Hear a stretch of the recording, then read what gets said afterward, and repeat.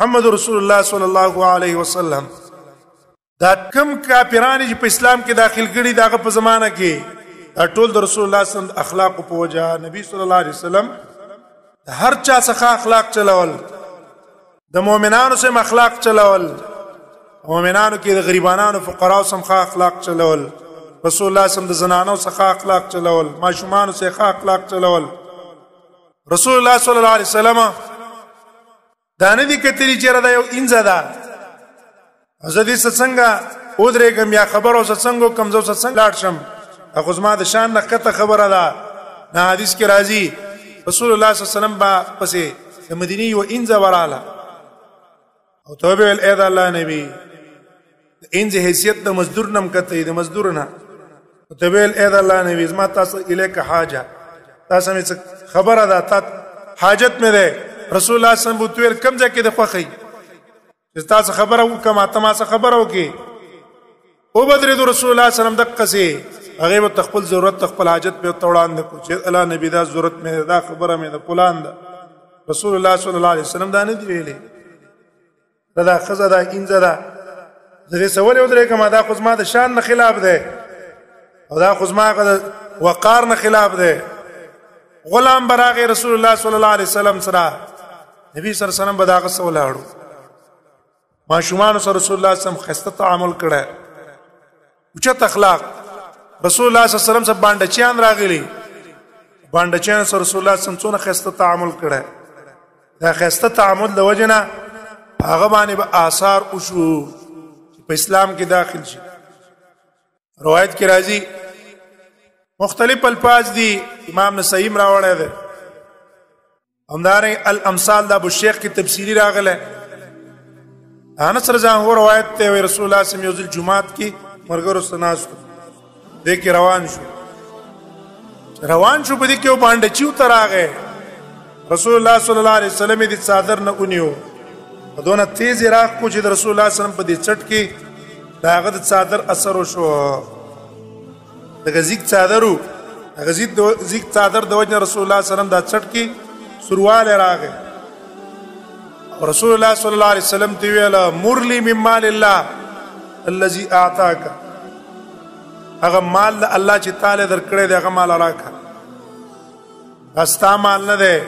نه د پلار مال دی ایسا من مالک ولا من مال ابيك تا استاد پلار مال نه غواړم د الله مال له تعالی درکړي دی هغه مال راکا رسول الله صلی الله علیه وسلم تی ویل زبه تعالی درکم خواول عقیدنی مال قصاص راکا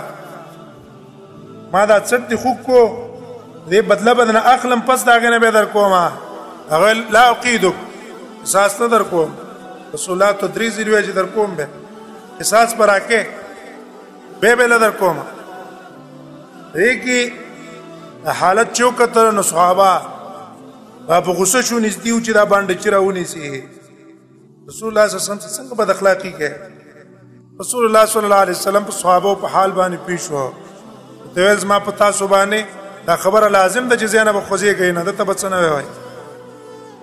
باندې چی بوتلو خوځه ته ورست نبی صلی الله علیه وسلم علماء ورکو خوشاله وینا تا کم ده نور ولا ورکو به وش خوشاله شوي ویل وز خوشاله شوم زکه ډیر دراله راکو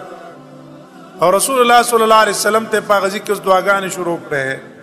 بي صلی الله علیه وسلم ته د شکارو کا ما صحابه ته تر څه خوشې دي زه که بار ته وزه داغي پزړه کې تا خفغان راغله دا ماته چې ویره دا بار وایا بار تر وته صحابه ته اظهار کو چې رسول الله نه خوشاله هم دعاګانې موکړې رسول الله صلی الله علیه وسلم داغه صحابه ته ویلې صحابه زما وزه پل او د دې باندې چې او تاسو مثال ته نه بیانو زما د باندې چې او تاسو مثال څنګه ده وزما او د دې باندې چې او تاسو مثال د څه ده لکه وسړی ده داغه څه سورلې او دا سورلې تیستا روان شي دا کسان په منډه وای پرانی سي سوره دا سورلې په دا کسان منډه وای سورلې نورم منډه نفرت کوي وتی تختی دا مالک دې کسانو ته وایي د سکار وکړئ چې ما ته دا سورلی پرېږدئ تاسو پرېږدئ په قلار شئ بس ما ته یې پرېږدئ دا مالک له غونډې کې ګیا راوالي په دمه دمه ورځي دمه دمه باندې ورځي دې سورلی ته ګیا خوځئ په دمه تر دې چې استې راوینیسي او ځان سې روانه کړي خپل ځای ته ورسوي نبي صلی الله علیه وسلم فرمایل ګوره که دا بانډچي ما رضا کړی نه وی او دا دقسې روان شوی وی تاسو والی وی ټکولی وی ایسته به جهنم ته غورځېدلی وی دغه د رسول الله توهین به یې کړی وی بېزتي به یې کړی وی د اسلام نه به اوښتی وی په دې په ذریعه باندې ما را قریب کو نږدې مې کو د هلاکت او تباین الله بچ کو دې ته ویل کېږي د رسول الله صلی الله علیه وسلم اخلاق رسول الله صلی الله علیه وسلم باندې چېرې څونه ناشنا اخلاق کړي دی نه دي ویلي دلته بد اخلاقین هم کې او پیسې هم غواړي مالونه هم غواړي